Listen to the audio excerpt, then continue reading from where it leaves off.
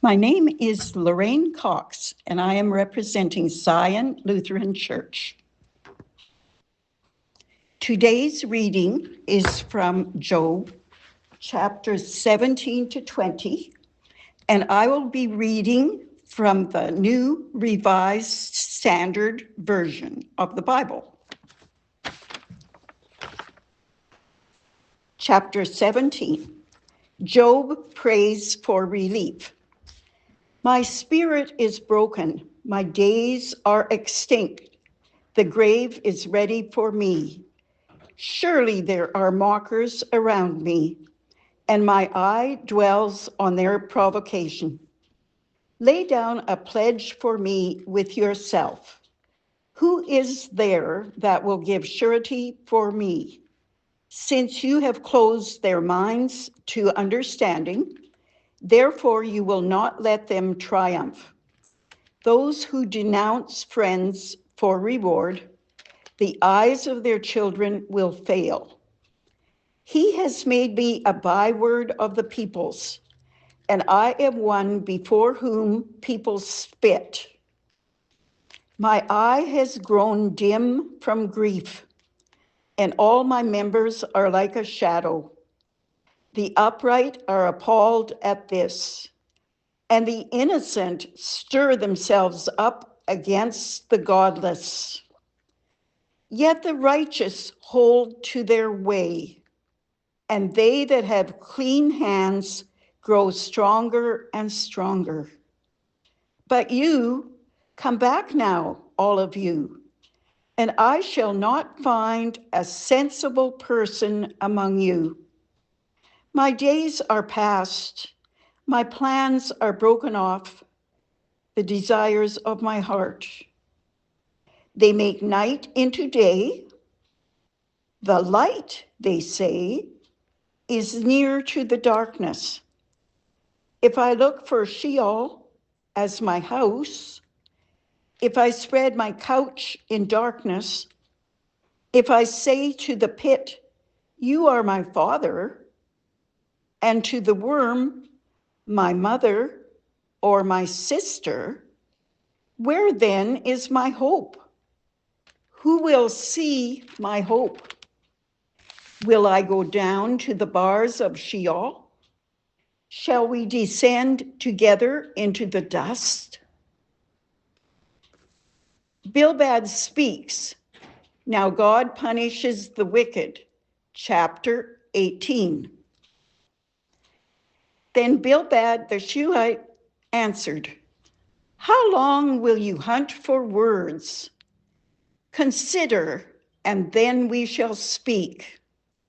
Why are we counted as cattle? Why are we stupid in your sight? You who tear yourself in your anger, shall the earth be forsaken because of you, or the rock be removed out of its place? Surely the light of the wicked is put out, and the flame of their fire does not shine. The light is dark in their tent, and the lamp above them is put out. Their strong steps are shortened, and their own schemes throw them down. For they are thrust into a net by their own feet, and they walk into a pitfall. A trap seizes them by the heel. A snare lays hold of them. A rope is hid for them in the ground. A trap for them in the path. Terrors frighten them on every side and chase them at their heels. Their strength is consumed by hunger, and calamity is ready for their stumbling. By disease, their skin is consumed. The firstborn of death consumes their limbs. They are torn from the tent in which they trusted and are brought to the king of terrors. In their tents, nothing remains. Sulfur is scattered upon their habitations. Their roots dry up beneath, and their branches wither above. Their memory perishes from the earth, and they have no name in the street. They are thrust from light into darkness and driven out of the world.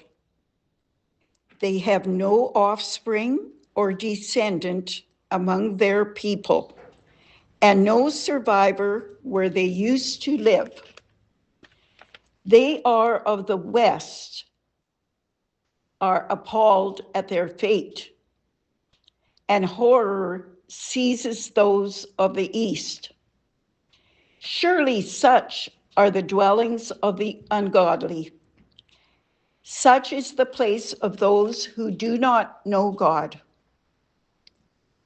The next title, Job replies, I know that my Redeemer lives. Chapter 19. Then Job answered, how long will you torment me and break me in pieces with words? These 10 times you have cast reproach upon me, and you not ashamed to wrong me? And even if it is true that I have erred, my error remains with me. If indeed you magnify yourselves against me and make my humiliation an argument against me, know then that God has put me in the wrong and closed his net around me. Even when I cry out, violence, I am not answered. I call aloud, but there is no justice. He has walled up my way so that I cannot pass, and he has set darkness upon my paths. He has stripped my glory from me and taken the crown from my head. He breaks me down on every side, and I am gone. He has uprooted my hope like a tree. He has kindled his wrath against me and counts me as his adversary. His troops come on together. They have thrown up siege works against me and encamp around my tent. He has put my family far from me, and my acquaintances are wholly estranged from me. My relatives and my close friends have failed me. The guests in my house have forgotten me. My serving girls count me as a stranger. I have become an alien in their eyes. I call to my servant, but he gives me no answers. I must myself plead with him. My breath is repulsive to my wife. I am loathsome to my own family. Even young children despise me. When I rise, they talk against me. All my intimate friends abhor me, and those whom I loved have turned against me. My bones cling to my skin and to my flesh, and I have escaped by the skin of my teeth. Have pity on me, have pity on me, O you, my friends, for the hand of God has touched me. Why do you, like God, pursue me, never satisfied with my flesh? Oh, that my words were written down. Oh, that they were inscribed in a book. Oh, that with an iron pen and with lead, they were engraved on a rock forever. For I know that my Redeemer lives, and that at the last he will stand upon the earth. And after my skin has been thus destroyed, then in my flesh I shall see God, whom I shall see on my side, and my eyes shall behold, and not another. My heart faints within me. If you say, how will we persecute him? And the root of the matter is found in him. Be afraid of the sword, for wrath brings the punishment of the sword, so that you may know where there is a judgment. Next title, Zophar speaks. Wickedness receives just retribution. Chapter 20. Then Zophar the Naamathite answered, pay attention. My thoughts urge me to answer because of the agitation within me. I hear censure that insults me, and a spirit beyond my understanding answers me. Do you not know this from of old? Ever since mortals were placed on earth, that the exulting of the wicked is short, and the joy of the godless is for a moment. Even though they mount up high as the heavens, and their head reaches to the clouds, they will perish forever like their own dung. Those who have seen them will say, where are they? They will fly away like a dream and not be found. They will be chased away like a vision of the night. The eye that saw them will see them no more, nor will their place behold them any longer. Their children will seek the favor of the poor, and their hands will give back their wealth.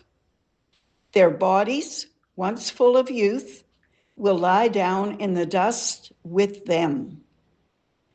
Though wickedness is sweet in their mouth, though they hide it under their tongues, though they are loath to let it go and hold it in their mouths, yet their food is turned in their stomachs. It is the venom of asps within them. They swallow down riches and vomit them up again. God casts them out of their bellies. They will suck the poison of asps. The tongue of a viper will kill them. They will not look on the rivers, the streams flowing with honey and curds. They will give back the fruit of their toil and will not swallow it down. From the profit of their trading, they will get no enjoyment, for they have crushed and abandoned the poor.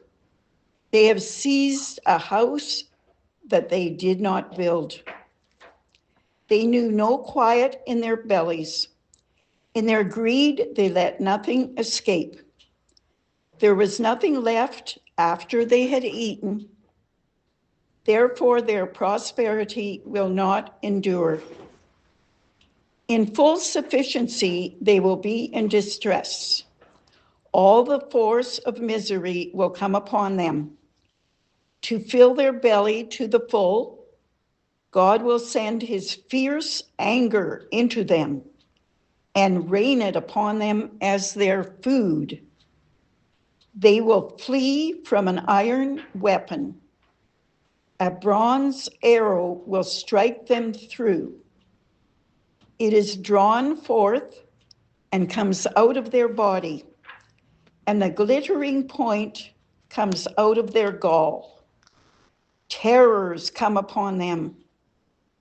Utter darkness is laid up for their treasures. A fire fanned by no one will devour them. What is left in their tent will be consumed. The heavens will reveal their iniquity. and the earth will rise up against them. The possessions of their house will be carried away, dragged off in the day of God's wrath.